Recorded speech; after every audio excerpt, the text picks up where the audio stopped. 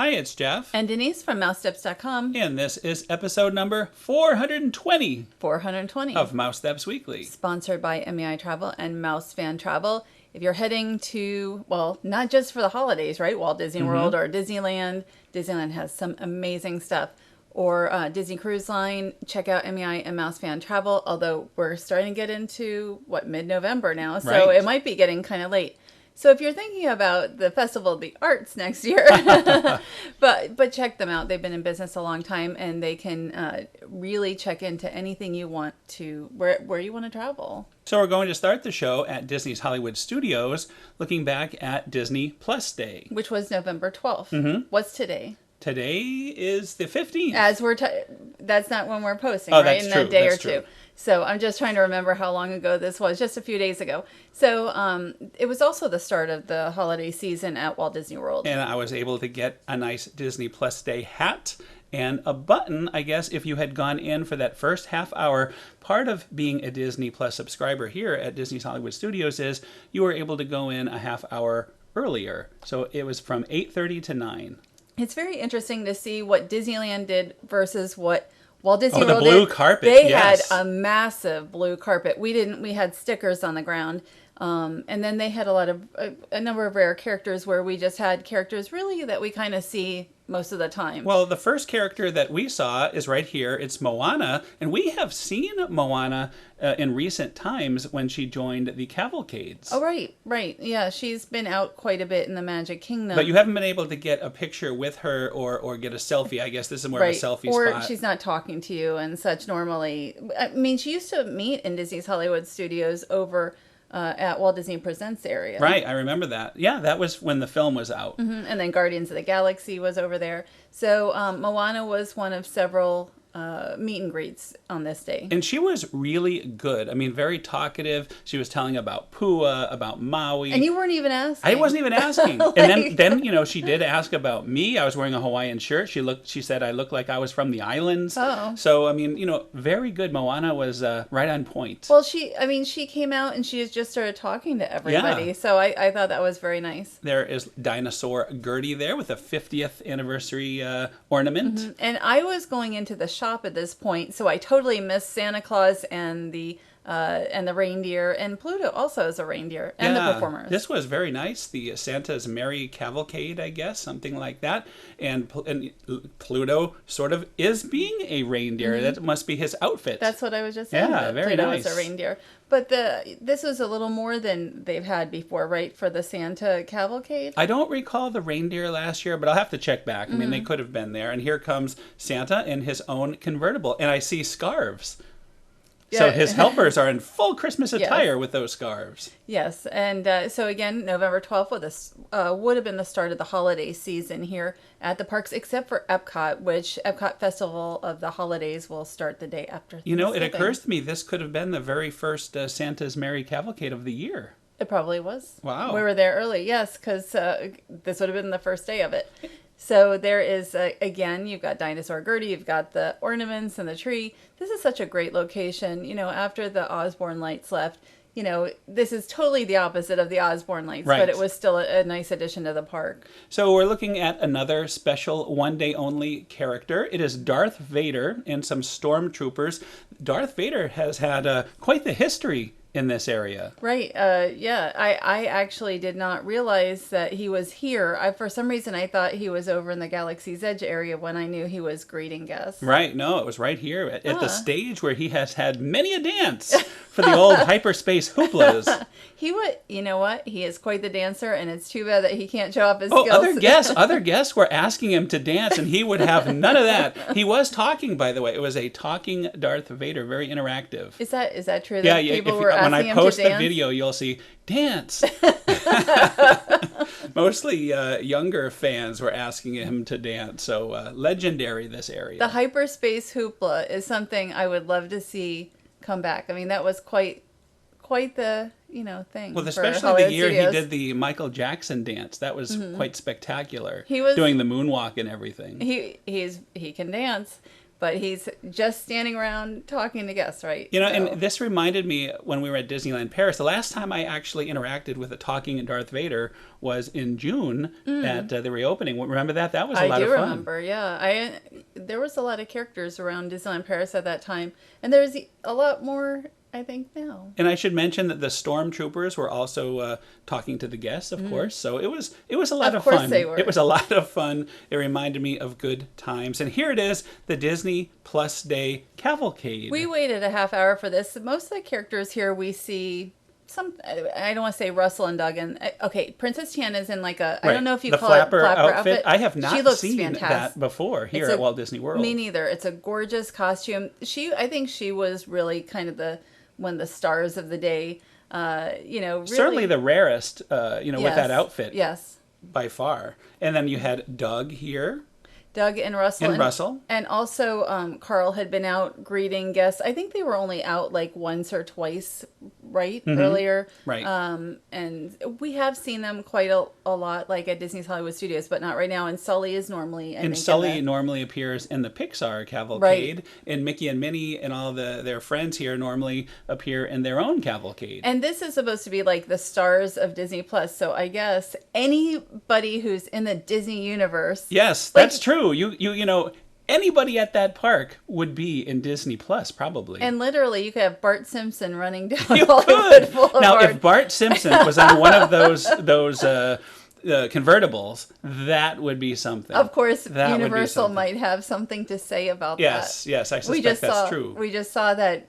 The Simpsons short tribute to Disney Plus. That was funny. It was very interesting. I'm not really a Simpsons fan, but it would be interesting to see.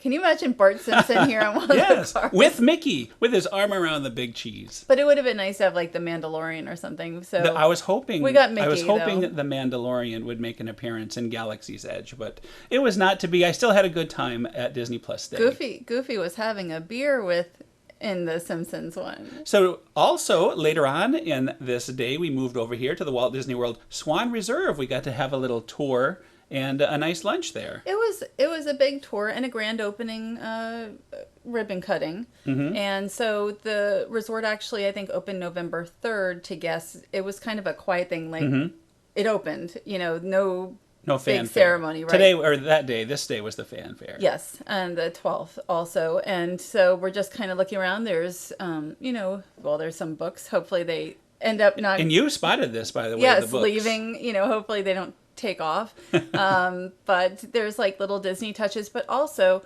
the theme really is citrus. So you'll see like orange, obviously not right here. Tangerine. The outside bar was the tangerine, I believe. And also we noticed peacocks and such. This is the pool bar. It is called Tangerine. And you can see even those pots, the hanging planters look like oranges. Right. And if you are staying at the Walt Disney World Swan Reserve, it's like a boutique hotel. It's smaller than the other two, the Swan and Dolphin. But you can use all of their facilities. And also, if you want to just come up and have a drink at the pool bar, I was told that's fine. Or in any of the restaurants, or, you want to go dine, you can do that. And I would like that. I think we should go and have a drink, check out the pool bar here. I totally agree. The hotel has 198 rooms and 151 suites. It's smaller, again, than like the Swan by, I think, as many rooms, about half the rooms as the Swan. There's 15 floors, and this is Amare, which would be like a signature restaurant. But in the morning, there was breakfast. Yeah, it was while we were there. That's right. It was breakfast. They had breakfast, lunch, dinner. They had a buffet breakfast and also a la carte. I think just by glancing at the lunch menu, it's a fairly casual lunch, but at night it would be a little nicer. More of an elegant experience. I don't know if it's elegant, but like smart casual is what they said. So we took a look in we toured a couple of suites. This one I think is a 2-bedroom suite that includes it's like you can have a traditional regular room. They can kind of lock it off probably into a 1-bedroom Correct. They said suite. there was actually 3 different configurations, but we're looking at the biggest one at the moment. I love the views, by the way, from this particular suite. This suite had excellent views. Can you imagine you're just sitting there and you can just look at Epcot and everything? This is the the standard room, the traditional room, and I don't have it in front of me, but I think it was like 330 square feet. And then this one is, I don't think that there was a door, so I think it's just, you have to use it. You can probably have like the living area, and then this room would be like maybe a 1-bedroom suite, and then the traditional room. And you can see the fireworks, the Epcot fireworks, if you do happen to get this side of the resort. Yes, I would ask for this room. I would want that room. You could see Spaceship Earth, and I think I saw characters in flight from this room. And I just thought, like, you just look outside, and my pictures came out really nice. And of course, with the telephoto, I can get a much better view. But right here, look at that. Right between the Swan and Dolphin, there is Spaceship Earth. Yeah, that would be perfect at nighttime to just watch the fireworks, see all the beautiful illuminated resorts and everything out there. So I love this view. We've stayed at the Swan once, which had kind of a similar view. I think we could see, but just a little bit closer. And you could see the little fridge here and a safe in this particular room. And they have bathrobes, which have the Swan Reserve in orange. And I know I mentioned all this orange. You're not seeing a ton of it yet, but like you can see orange on the orange card there. And there was the microwave and a coffee maker and another little refrigerator for the suite. And there is the view terrace, which is on the roof. And this is not like a lounge or something. It's really just, it's event space. And I think the terrace is like 1,000 square feet, and the area, the ballroom up here is like 4,000 square feet. So if you're doing, they're going to have weddings up here, they'll have meetings up here. They'll probably be at some point pretty continuous events. And that's the one thing about the Walt Disney World Swan and Dolphin, because I used to be a travel agent. They were often sold out at convention season because they're a very popular convention hotel. They have a ton of event space.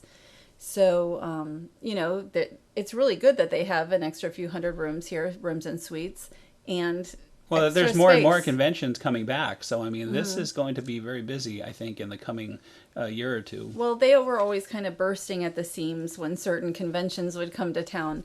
So it's really great that they have this, so they can, it's like a complex now of three hotels, and also right over there you can see they have the grotto pool. The grotto pool is so nice, and if you're at the Swan Reserve, you can use that. Yeah, I was going to mention, if you're either resort, you can use all the other resorts' facilities. So right, that's very what nice. I was mentioning earlier, but the grotto pool is where you want to be if you're not hanging at the Swan Reserve. So I really like the light fixtures in here are very nice as well. And here is the official ribbon cutting, the very first of opening day here. Mickey and Minnie, and no orange. They're not wearing orange, but the orange ribbon. Yes, the ribbon is orange. So now we're also heading over to SeaWorld. This was a very busy day. We started off our time at SeaWorld at Rudolph's Christmas Town, and for the first time ever, you and I got to meet Sam the Snowman, and here he is. This was so cool. And I was like, I remember you were in the line for Rudolph. And I see Sam the Snowman pass by. I'm like, oh. And so I went and I got a little video clip of him. Had I known Sam the Snowman was there, I would have gone straight to him first. But you got to meet him. Yes. He's smaller than the video looks, by the way. In real life, he is small, but he's adorable. This is your video, by the way. You went over to me with the phone and showed me this, and I instantly went straight to the line to meet Sam. And Rudolph's Christmas Town. Every year it seems like there's different characters. Like we've seen Yukon Cornelius, but we did not see him this year. Bumble's here, and then we saw Rudolph. Speaking of Bumble, here he is. Bumble is always one of my favorites, probably my favorite of all of the characters. He is. But maybe now with Sam the Snowman, I don't know. Could be a run for his money. We mentioned Sam the Snowman is very small, but Bumble is quite large. Oh, he is huge, much taller than I am. He is a true giant. Bigger than what it looks like here. Are you not a giant? Well, not compared to Bumble. Bumble, he can put the star on the top of the Christmas tree. Oh, yeah. He's very good for that, I hear. And he bounces. He will bounce. I have watched it in person, so very exciting. So, and I think we're also going to see Rudolph. There he is. There's Rudolph. And Rudolph has his scarf on, and He was doing a little dance here. Notice his nose does glow red. Sometimes he has his girlfriend Clarice there, but she was not in attendance, at least for this part. And that's what I was mentioning. Like in the past, we've seen Bumble with Yukon, Cornelius, and then Rudolph with Clarice, but each of them were separate. And then Sam was totally new, and I thought that was really fun. Yeah, this is a really great addition to SeaWorld, and I think it's been here a number of years, the Christmas Town. But and I'm a huge fan. Rankin I Bass. love Rudolph. Right, it's a yearly thing that we always watch. So just so much fun. They should have Heat Miser and Snow Miser, though. That is a spectacular idea. I'll have to talk to SeaWorld and see what Yes, we can I'm do. sure. I'm sure they would love that. And we also tried out a few food items from the SeaWorld Christmas celebration. Right, and so we do have annual passes, so we could have attended this on our own, but they did give us sampler cards so that we could try some of the food. These are huge. And I looked online. If you were going to get a sampler card, it would be $50 for 10 items. But right now you can do Black Friday special, $40. $4 for a massive, that sandwich was massive. And it was great, that hot chicken. That was really good. And then also we have dynamite shrimp here. Oh, and it was quite spicy, very nice shrimp. I enjoyed that. And now we're looking at the Sesame Street Christmas Parade. And I didn't go to this. I was really tired by this. It was a really long day. We rope dropped the Hollywood studios, so it was quite the long day. So now you can react in real time as we watch just the very beginning as the floats are all coming out. We're going to see there's Big Bird, there is Santa Grover. This was a fun parade. Grover reminds me of Stitch at Disneyland Paris with the, blue with the Santa hat. Yes, and not just the Santa hat, but the Santa beard also. I'm reacting. No, I actually want to see this. We're going to head back. We still have seven punches left on our cards too, unless we get a few more. What really hit me about this is the first nighttime parade I have seen in at least 2 years, if not longer. Frightfully Fun Parade. Oh, you're right. I totally forgot about two of them. Right, I forgot about the Frightfully Fun Parade at Disneyland. But it was wonderful to see another nighttime parade. What about the Once Upon a Christmas Time Parade? You're That's killing me. 3 of them. And soon, hopefully, Yes, Disneyland you are Paris. totally right. I'm forgetting all these parades I see at night. But we're really starting to see parades come back. As I'm saying, Frightfully Fun, Mickey's Once Upon a Christmas Time Parade, and now the Sesame Street Christmas Parade. Now, I should mention this parade also has a lengthy show stop. They stop all the floats and perform a number of songs, Christmas songs. It was really, really nice. It looks nice. I mean, you see Oscar up there. Is the music? I haven't watched the video yet. Is the music similar to what you'll find during the day? Yes. Okay. Yeah, it's Christmassy. It's very, very good. It's very catchy. So you'll have to watch the full version at a later time. I will actually see the full version in person. Yes. When I'm able to keep awake. And I see Elmo there, and I think we're about to see the Count coming in here. This is out of season for the Count. Normally he's a Halloween kind of character. Is it? Well, maybe he likes Christmas too. And he must. He's got his hat on. I don't see a scarf though.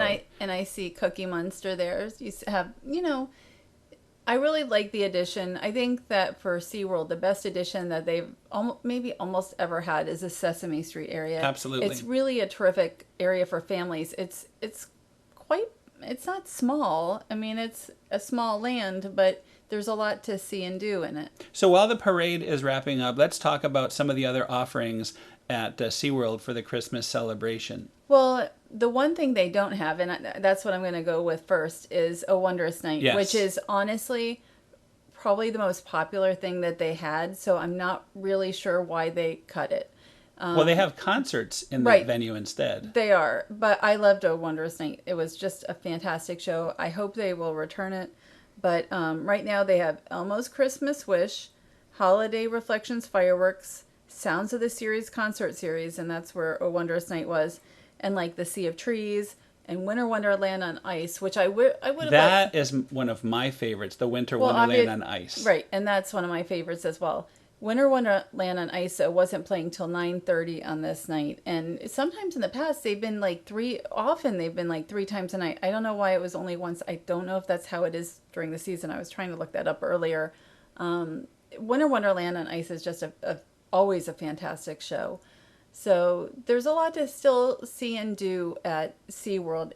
In some ways it felt a little less than usual, but there's still a lot. So well, it really does feel like Christmas all around the park, though, because they are really excel with lighting and especially snow. You'll see some of the snow that's happening around SeaWorld in just a minute. Well, I felt what I was really trying to say was I felt like there was a little less lighting this year. Like when I was looking at some photos that I took in the last couple of years.